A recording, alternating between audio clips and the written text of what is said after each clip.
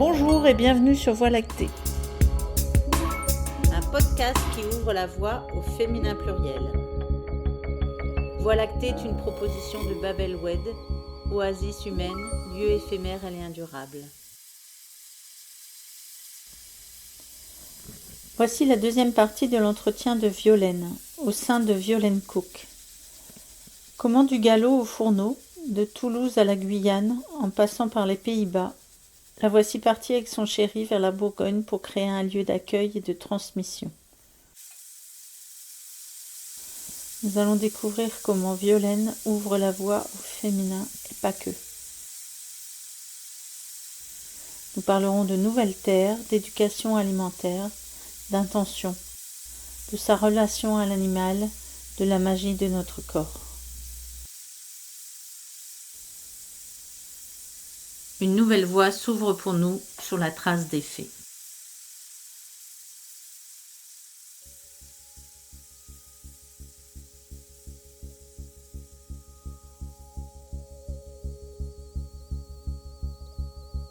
Confiné avec Monsieur Chat. Et toujours un peu frustrée parce que moi il n'y a pas d'arbre autour de chez moi. Donc dès qu'on a pu ouvrir les jardineries, j'étais remplir le jardin de plantes, etc. pour pouvoir y toucher. Et puis à la sortie du confinement, mon chéri m'a dit finalement ton idée quand même, ça me ferait du bien de mettre du sens quand même dans ma vie. Et donc on a dit ok, on cherche une maison. Et on a trouvé une maison l'année dernière. Et donc le projet, en fait, c'est un lieu, c'est un hébergement à thème, on va dire. C'est une maison qui est déjà divisée en 3 habitations, plus les granges. Donc rien que la maison, elle fait 350 mètres carrés. Donc on va faire 3 habitations de 4 à 5 personnes dedans. Et puis après, les granges, on fera sans doute une ça fera une petite boutique, l'autre un atelier d'herboristerie, l'autre un endroit pour récupérer et préparer tout le jardin, parce qu'il y a 3000 m² de terrain, donc on va faire un petit peu de maraîchage. Il faut qu'on trouve du monde pour nous aider. C'est pas grave, on va passer l'annonce. Et puis, donc on est en Bourgogne, enfin on tu as déjà le lieu, c'est en Bourgogne. Ça sera en Bourgogne, pas trop loin chez mes parents, donc c'est bien parce que ça nous rapproche de nos parents aussi. Et donc ça sera des hébergements à thème, alors des stages effectivement alors on aimerait bien la permaculture, mais il faut qu'on s'arrange avec un permaculteur qui s'y connaît un peu plus que nous pour l'instant. Et puis bien sûr sur tout ce qui est d'éducation alimentaire, parce que c'est quand même ma spécialité. Et puis lui il est beaucoup dans l'économie sociale et solidaire, donc pour faire du lien aussi dans les villages autour. C'est un lieu ouvert, vous l'avez pensé comme un lieu ouvert. C'est pas un lieu collectif dans l'idée où vous vous installez à 2 pour l'instant. En fait, c'est votre projet à 2. Mais vous allez mixer. C'est ça. Et en fait, tout le rez-de-chaussée, ça sera des pièces communes. Il y a une grosse cuisine commune qui doit faire à peu près la taille de ma maison à moi, enfin de mon rez-de-chaussée à moi. Voilà, qui sera donc la cuisine. Et puis il y a une grosse salle à manger qui pourra se transformer en réunion éventuellement, mais grosse salle à manger pareil commune, un salon commun. Et les gens, en fait, dans leur hébergement, ils auront peut-être un frigo et puis une bouilloire, mais s'ils veulent cuisiner, ils vont se préparer à manger. En fait, on veut que les gens viennent ensemble. Pour vivre ensemble, échanger et quoi. Et puis donc il y aura des logements insolites dans les granges, parce que la grange elle est juste magnifique, elle a une charpente magnifique, donc on va faire des plateaux pour que les gens, avec des tentes, pour que les gens puissent dormir sur les plateaux et puis se faire des trucs là. Enfin, on a des rêves assez fantastiques sur cette maison. Des rêves, c'est chouette. On a des rêves. Et puis, donc plein de possibilités. On veut faire des cafés philo, on fait faire une petite boutique, pareil, en allant chercher alors des produits locaux, bien sûr, mais aussi un peu les artisans locaux, et pourquoi pas la grand-mère qui fait des jolies broderies sur les chemises de ses petits-enfants, peut-être qu'elle pourrait en vendre un petit peu là, ou celle qui fait des super confitures, pourquoi pas. Enfin, mais bon, l'idée en fait c'est d'aller chercher en fait les compétences un peu des gens qui sont autour et puis pouvoir les mettre en avant dans cette Et ce village est déjà canon parce qu'il y a plein d'artisans super intéressants. C'est quoi le village? Alors c'est Darcey, le village. Et le nom du projet? Alors c'est Sens des possibles. C'est CENSE. parce que Sens, c'est une vieille ferme, mais ça peut se lire aussi Sens, S-E-N-S. Et donc des possibles, parce que tout est possible. On peut tout faire dedans. Il y a un potentiel pas possible, et donc on voudrait y héberger bien sûr des particuliers, mais aussi pourquoi pas des séminaires. Et puis faire travailler aussi avec le local, faire des ateliers pour que ça soit zéro déchet. Par exemple, pour l'instant, je le fais pour moi personnellement, je fais ma lessive, tu vois, il n'y a pas de produit vaisselle, c'est du savon, c'est... il n'y a plus d'éponge, c'est des trucs recyclés. Enfin, tu couds aussi, c'est vrai. Ah oui, c'est vrai, en plus je couds. Et vendre aussi des choses, des accessoires zéro déchet que j'aurais cousus, et des sacs et des trucs. Enfin, on comprend mieux en ayant vu un peu le parcours, comment ça réunit en fait ce qui est toi et puis ce qui t'anime avec. Et c'est vrai qu'il y a des moments, j'ai fait parce que donc, je me suis fait accompagner aussi par l'association Force Femmes, ça s'appelle des groupes de développement. Et je me disais, mais j'ai pas envie de choisir. Enfin, moi, j'animais des conversations anglaises là-bas, j'adore ça. J'aime bien cuisiner, j'aime bien coudre, j'adore l'herboristerie, c'est aussi puissant. Hein, c'est ce que je disais tout à l'heure, le verbe pouvoir, c'est la puissance et c'est la possibilité. Et donc, mais il y a tellement de choses. En fait, tout ça, c'est moi, en fait. Donc, j'ai pas envie d'en le mettre de côté. Je vais le faire... je prends un peu de tout, et puis on fait une petite salade, et puis il y a une compétence qu'on met plus en avant sur un moment ou sur un autre. Quoi. Donc, puissance et pouvoir, ça m'amène au féminin. Tu as parlé de force femme. Parce que finalement, dans ce chemin, il y a beaucoup de femmes, parce que on s'est rencontrés sur des chemins de transition toutes, mais là tu pars bien sur un projet homme-femme, pour y rejoindre le maximum les familles, tout ce qui fait notre humanité, on va dire. Mais toi, si tu avais envie de définir le féminin, ou en fait les valeurs, ou je ne sais pas, que tu fais porter au féminin, ce côté sacré ou pas, parce que tu as parlé d'herboristerie, mais tu pourrais nous parler de ton côté sorcière encore. Alors pour moi, le féminin, c'est... alors j'ai beaucoup travaillé dessus, mais je sais toujours pas, parce que... j'ai du mal de savoir en fait ce qui le différencie du masculin, parce que je refuse que le masculin soit plus puissant que le féminin, et je refuse que le féminin soit plus puissant que le féminin, que le masculin. Mais alors le féminin, pour moi c'est quelqu'un déjà c'est quelqu'un qui peut faire ce qu'elle veut. Et qui a parfois du mal de choisir parce qu'elle veut énormément. Parce que tout est possible. Ouais, tu parles bien de pouvoir et de puissance autour de ça, c'est rigolo. Ouais. Je pense que dans la mesure où la femme ne veut pas être parfaite, ce qui est quand même assez rare, c'est quand elle s'écoute, en fait, elle va aller chercher quelque chose de peut-être un peu plus spirituel, un peu plus énergétique, parce que, à mon avis, très sensible. Et la sensibilité, alors est-ce que c'est parce qu'on est fabriqué comme ça, à être plus à l'écoute, parce que on porte un enfant, donc on est plus à l'écoute aussi, on est obligé d'accueillir. Parce que si on l'accueille pas, on le perd, l'enfant. Donc on ne peut plus le porter, donc le corps est habitué à s'adapter, et donc on doit avoir des hormones et une capacité donc, qui doit se répéter dans les cellules pour pouvoir accueillir en fait tout ce qui est autour. Et donc c'est émouvant. C'est beau parce que tu parles d'accueil de la vie, quoi, finalement, de transmission, de capacité de le faire. C'est bien, génétiquement en tout cas aujourd'hui. C'est le pouvoir des femmes, la puissance des femmes. Mais c'est vrai que dans ce que tu dis, tu le reconnais aussi bien dans l'être masculin que dans... Et on ne serait rien sans le masculin. On ne pourrait pas avoir cette puissance de donner la vie si le masculin n'était pas là. On n'est pas des escargots, justement. Ah bon? Non, on a vraiment besoin l'un de l'autre, en fait, tout en étant complètement différents. Et chacun, en fait, a des capacités. Mais je trouve que la femme est Alors, est-ce que c'est parce que j'identifie la femme à moi? Mais je trouve qu'elle peut faire vraiment tout ce qu'elle veut. Ce que l'homme ne peut pas faire, en fait. Il y a plus de possibilités dans la femme que chez l'homme. Enfin, à mon avis, mais après, j'ai jamais été homme. La vie prochaine, peut-être. Et cette dimension sacrée où tu as parlé de spiritualité, tu trouves qu'elle est plus portée par le féminin, encore une fois en disant qu'on ne confond pas masculin et homme et féminin et femme, que potentiellement porte peut-être les deux en soi.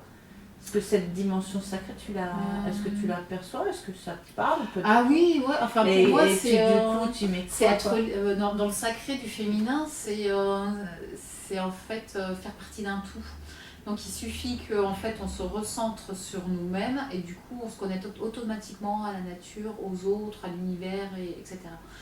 Et alors je sais, comme je disais, j'ai pas été homme, donc je peux pas savoir si eux ils ont cette même perception, mais ouais, pour moi le féminin sacré, c'est puis il y a une entraide en fait. On est plus dans l'entraide que dans la compétition. La sororité. Ouais. La sororité, mais bon, après il y a la fraternité aussi, tu vois. Ouais, donc, justement, ouais. Mais je pense que... Comme quoi, c'est bien aussi le féminin en l'homme peut être cette capacité à se relier au tout. Tout à fait, C'est d'essayer justement de, je sais pas, de définir ou pas, enfin d'essayer d'avoir une image un peu sensible de c'est quoi, au travers de ces interviews, de se dire c'est quoi ce féminin, et si c'est pas porté seulement par la femme, quelles sont ses qualités et ses teintes, ses valeurs qui font que... Je pense que c'est justement cette perception à peine visible, mais qui est...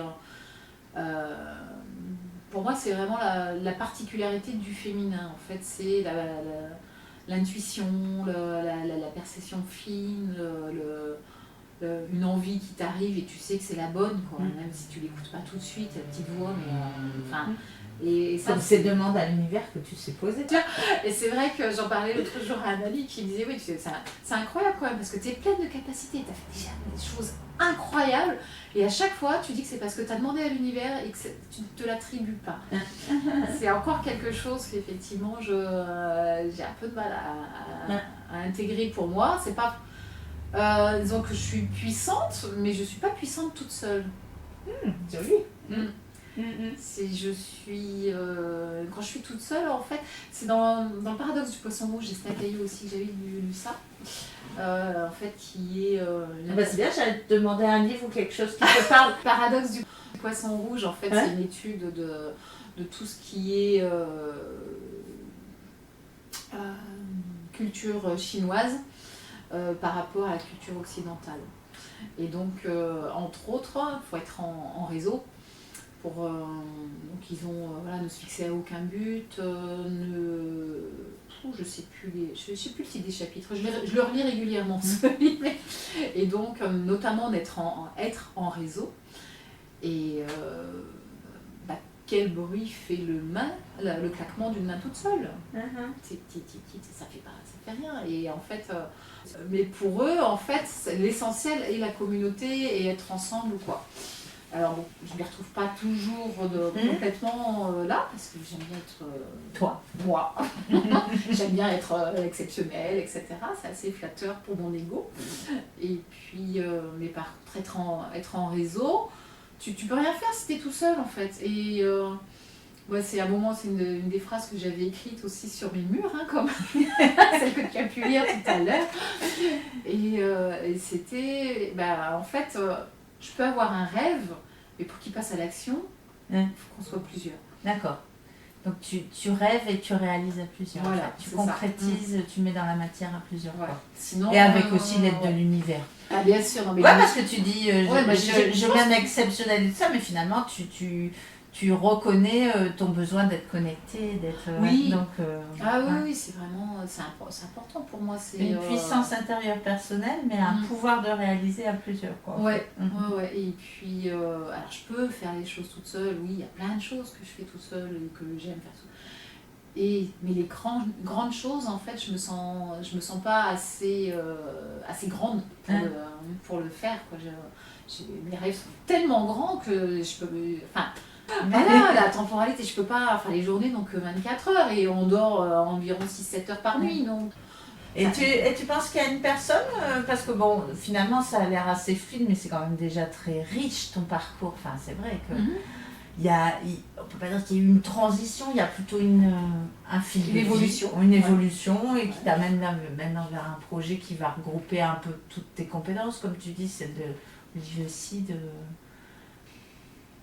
est-ce que tu as une personne ou quelque chose ou quelqu'un qui t'a... dont tu portes les valeurs, quoi, finalement, aujourd'hui?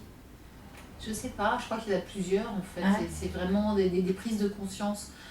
Je me souviens de la première prise de conscience, j'étais en train de retaper la maison aux Pays-Bas et j'étais avec j'avais connu une amie, qui est devenue une amie, là, qui à l'époque c'était une bonne connaissance. Et puis j'en avais marre de faire les parquets et tout, puis de discuter qu'avec mes pinceaux, donc toujours pareil. Et puis on allait chercher nos enfants au même âge, donc on discutait à la grille, et puis de l'école. Puis bon, j'ai des parquets à refaire sur la dernière chambre de Caroline, là. Puis tiens, je vais t'aider, et si tu veux, je viens avec toi là cet après-midi, puis on fait. J'ai dit je sais pas, t'as pas autre chose à faire, ton mari va être ok pour... Parce que je dis, pourquoi tu me parles de mon mari, Guy, j'en ai rien à faire, si j'ai envie de partir aider une copine l'après-midi, je vais pas lui demander son avis non plus. Ah bon? Et ça, mais alors ça a été un des premiers déclics, je dis non mais en fait, moi tout ce que je fais, je te demande l'autorisation, donc à mon ex, je demande l'autorisation, quoi, et je trouvais ça normal. Et le pire, c'est que je trouvais ça normal, quoi. Et après, c'est peut-être le modèle, effectivement, de mes parents. Ma maman était au foyer aussi et tout. Et j'étais tellement dans cette idée-là, je dis, ça alors, elle demande pas l'autorisation pour faire ce qu'elle veut. C'est canon, ça. Moi, j'aimerais bien. Oh, ça doit être parce qu'elle est belge. Puis après, je dis, non, en fait, c'est normal. Voilà. Donc, ça a été un premier truc. Et puis, au fur et à mesure, tu as des colères qui montaient. Et moi, j'avais peur de mes colères. Je me suis rendu compte que je finissais par faire peur aussi à mes enfants. Donc j'ai été voir quelqu'un pour me faire aider, travailler sur les colères, et qui m'a dit simplement mais c'est normal d'être en colère. Je dis non, non, c'est peut-être pas normal d'être violent. Moi je finissais à la fin, je finissais par prendre un verre, le casser par terre parce que j'en avais marre. C'est vrai que là, ça devenait vraiment violent, d'où le nom de communication non violente m'a tellement parlé. Et j'avais peur de tout ce qui était ressenti, etc. Donc c'est pour ça qu'après, j'ai dit, mais non, c'est autorisé en fait de ressentir les choses. C'est normal que tu ressentes les choses quand les choses ne sont... Enfin, quand un besoin n'est pas nourri, c'est normal que tu exploses ou même que tu manifestes. Alors j'ai une grande période non, je disais non. Et au fur et à mesure, en fait, j'ai pris conscience que... moi, le dimanche, je passais mon après-midi à faire du repassage pendant que les enfants jouaient à l'ordinateur avec leur père. Je dis, déjà, moi, ça me mettait en rogne parce qu'on habitait à 100 mètres de la plage, on n'allait pas se promener à la plage, donc je trouvais ça dommage. Et puis, d'être tout le temps sur l'ordinateur, en plus sur des jeux de guerre, donc j'aimais pas ça. Et en plus, moi, j'étais au repassage parce qu'il fallait que tout ça soit beau et tout. Je dis, mais t'es con, Violaine, en fait, c'est toi qui te mets dans des trucs comme ça. Et donc ça c'était une deuxième prise de conscience et puis aussi j'avais envie de mettre des coups de ciseaux dans les manches de chemise de mon mari. Je lui ai dit en fait c'est ce qui va se passer, vos chemises, vos habits vous allez vous les repasser vous-même. Moi je repasse mes affaires ou pas, suivant, c'est moi qui les porte, c'est mes affaires. Le papa, je sais que tu sais pas repasser, tu le feras pas, c'est bon, on continue de prendre la femme de ménage, on va éviter les conflits. Mais les enfants, si vous voulez les habits repassés, si vous voulez, je vous apprends à les repasser. Sinon, tant pis pour vous. Et comme ça, moi, pendant ce temps-là, je vais pouvoir venir jouer avec vous, soit vos jeux, soit on va aller se promener, on va aller faire autre chose. Et ça, c'est pareil, ça a été un autre déclenchement, aussi bien chez eux que chez moi.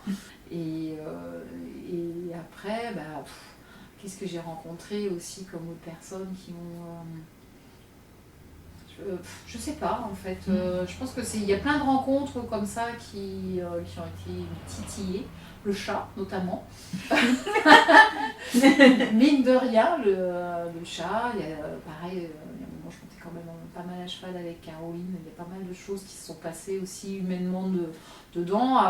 Le cheval était un vrai miroir aussi, et puis je me suis rendu compte que je parlais aux animaux qui m'entendaient. Donc tu as une connexion quand même avec l'animal, c'était aussi de voir quel lien subtil tu développais. Bon, tu as un goût là pour la boursiterie qui est en train de se développer, mais il y a eu l'animal. Oui, il y a l'animal en premier, et c'est vrai que... En fait, je lui parle comme un égal. Et dans ce cas, je trouve que la communication se fait, de un, parce que du coup je m'écoute, parce que je lui parle, donc je m'écoute. Et puis de deux, j'ai l'impression que dans ce que je lui dis, l'animal comprend. Je me souviens d'une fois un cheval qui était arrivé au centre équestre et il galopait dans son box, il était paniqué, il y avait plein de... Il était jeune, il devait avoir 3 ans, 3 ans et demi peut-être. Et il courait dans son box et il transpirait, il était vraiment tout savonneux tellement il était en transpiration, il avait les yeux exorbités. Puis tout le monde dit mais non, mais il va se calmer, c'est bon, il est mis avec les autres chevaux, ça va aller. Puis j'ai été le voir, j'ai dit non mais t'inquiète, ici c'est un bon centre équestre, tu seras bien, c'est des nouvelles odeurs, tu connais pas. Enfin j'étais lui parler en fait comme fur et à mesure. Effectivement, j'ai vu que le cheval il allait moins bien, il allait moins vite dans son box, et puis au fur et à mesure on a calmé et tout, et puis voilà.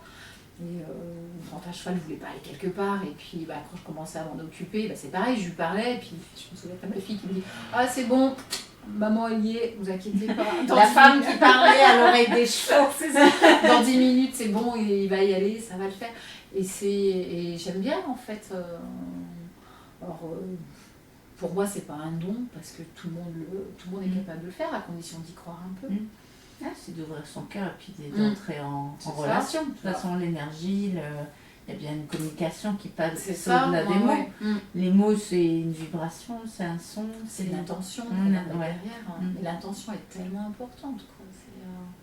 Dans tout. Une fois, j'ai acheté cette maison. J'ai hésité avec la maison qui est juste à côté, et puis maman a une amie qui est un peu médium ou quoi, et puis donc elle a analysé la maison, elle dit oh, elle est fatiguée cette maison là, tu devrais peut-être acheter l'autre. C'est vrai que je suis rentrée dans cette maison, j'ai dit t'as tout ça à faire comme travaux quoi, zut. Et puis bon, j'ai quand même pris parce que d'abord il était moins cher, voilà, et puis comme ça je me suis dit je vais pouvoir l'aménager vraiment comme je veux. Et donc elle m'avait dit mais vraiment elle est fatiguée ta maison, hein, tu vas voir, faut que tu te trouves un endroit pour te reposer parce que ça va être fatigant. Et puis je lui ai parlé à la maison, j'ai viré toutes les mocheries qu'il y avait dedans, j'ai changé les couleurs, donc on est revenu au plateau, au mur. Et puis je te remercie de m'accueillir, et puis on va faire ci, et puis Caroline la dernière m'avait fait écouter une chanson qui s'appelle North de Sleeping Atlas, qui est une chanson magnifique. Donc elle me dit ah mais non mais ça c'est tout à fait la maison, la chanson qu'il faut. Et donc je vais chanter et voilà. Et après donc par curiosité j'étais redemandée à maman savoir si elle pouvait demander à son ami d'analyser la maison. Elle me dit bah non elle est claire, elle est hyper péchue en fait, c'est bien. On a envie d'y être dans cette maison, et parce que en fait c'est important de prendre la place de l'endroit où on est. Après je dis ça mais il y a des moments où je suis hyper speedée quand même, où j'ai peur et je suis pas tu restes humaine. Je reste humaine, je suis un peu sorcière, mais il y a des moments où j'ai carrément peur, et là je dis merci mon chéri parce qu'il est d'une patience d'ange à m'écouter. Et puis après quand ça va bien et puis que je me permets d'aller moins vite, dans ce cas je me dis à nouveau ouais non mais de toute façon l'univers m'a toujours apporté ce dont j'avais besoin. Il n'y a pas de raison que ça change. Tout ce que j'ai vécu, en fait, même les choses désagréables, elles ont été nourrissantes d'apprentissage, d'ouverture, de prise de conscience, de plein de choses qui m'ont fait vraiment évoluer, quoi. J'ai appris à m'aimer, ce qui était quand même pas évident. Donc du coup j'avais moi je somatise beaucoup, il y a plein de bobos qui sont partis à partir de ce moment-là. Et je me dis c'est quand même bien. C'est pratique, cette puissance, ce pouvoir. Ah, c'est ça, hein. Tu l'as fait. Cool. Possibilité. Ouais. Tout est possible. es quand même la deuxième personne à me dire ça en l'espace de quelques jours. Il y a une histoire de pouvoir, de puissance, oui, effectivement, qui réside en nous et qu'il faut allumer. Cette possibilité, on y croit un peu. Puis, ce qui me manque parfois, tu vois, et là, quand ça marche pas bien et que j'ai la trouille, c'est que je m'amuse pas. Ça paraît du plaisir, hein. Il y a la joie, hein. Contacter. C'est ça. Hein. Quand je suis vraiment dans le devoir sans arrêt, quand je vais travailler parce qu'il faut payer les factures, parce qu'on me demande de faire ci, ou alors il faut aller à telle réunion de famille parce que c'est là qu'il faut machin, parce que ça se fait répondre telle personne. Enfin, et quand il y a beaucoup de je dois, et que je vois pas mes amis, que je rigole pas, que je joue pas, que machin, mais c'est triste quoi. Et là j'ai recontacté un peu justement ces envies-là. C'est pour ça que ce nouveau rythme de travailler tous les week-ends, en fait, me dérange un peu et m'apporte aussi la possibilité de faire plein d'autres choses. Une grande plage de jeu. Voilà, de faire des choses qui me plaisent, alors sans forcément rigoler, hein, parce que à la limite je rigole plus au boulot. Mais bon, je ris avec les clients et puis on plaisante. C'est pas qu'il y a quand même de bonne ambiance dans mes cours, faut dire ce qu'il y est. Mais par contre, je vais faire des choses qui me plaisent, tu vois. Donc j'étais faire du stage d'herboristerie.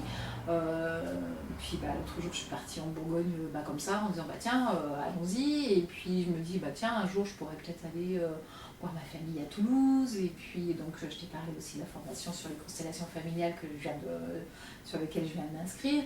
Et puis je me dis je pourrais aller faire du chant aussi, en fait. Alors toujours en regardant quand même, parce que mine de rien, tout ça, c'est des activités qui demandent un peu de sous, mais en fait, avant, c'est pareil, j'ai changé mon rapport à l'argent. Avant, l'argent, c'était simplement pour des choses utiles, alors que je trouve aussi une utilité à faire des trucs qui me plaisent et qui me nourrissent et à rencontrer d'autres personnes passionnées. C'est chouette. Les constellations familiales, c'est vrai que tu le reposes, c'est pas anodin par rapport à tout ce parcours que tu nous as raconté, quoi. Dimension de lien, de famille, de relation, d'écoute et puis de guérison, de prendre soin finalement de ce lien. Et puis là, d'une dimension après, comme tu dis, si on y croit, si on se sent relié, une dimension temporelle qui est de l'ordre de la verticalité, qui va soigner les relations antérieures et possiblement influencer celles sur la mémoire des cellules et tout. Enfin, il y a et le corps est tellement puissant, quoi. C'est quand j'arrive à écouter ces messages, je me dis mais c'est merveilleux, quoi. C'est une belle porte aussi de communication, hein, finalement. En fait, je trouve que le corps est un moyen de transport, mais tellement perfectionné. C'est incroyable.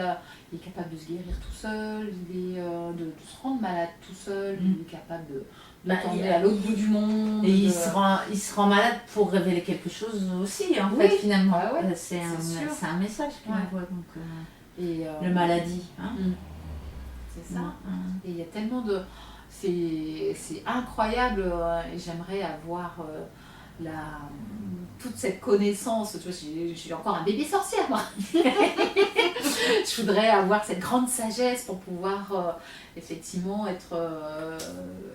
comprendre tout. Enfin, c'est même pas comprendre, c'est vivre tout ça et puis aller intuitivement vers ce qui est bien. C'est avoir un petit lien spirituel comme ça qui...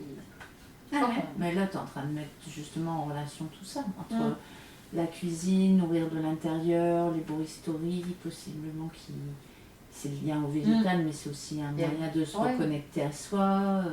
Pour moi, c'est toute une question d'énergie, en fait. Hein. C'est une énergie de lumière, alors il y a du concret, hein, effectivement, et beaucoup d'autres choses. Merci Violaine. Surprise. Quel voyage.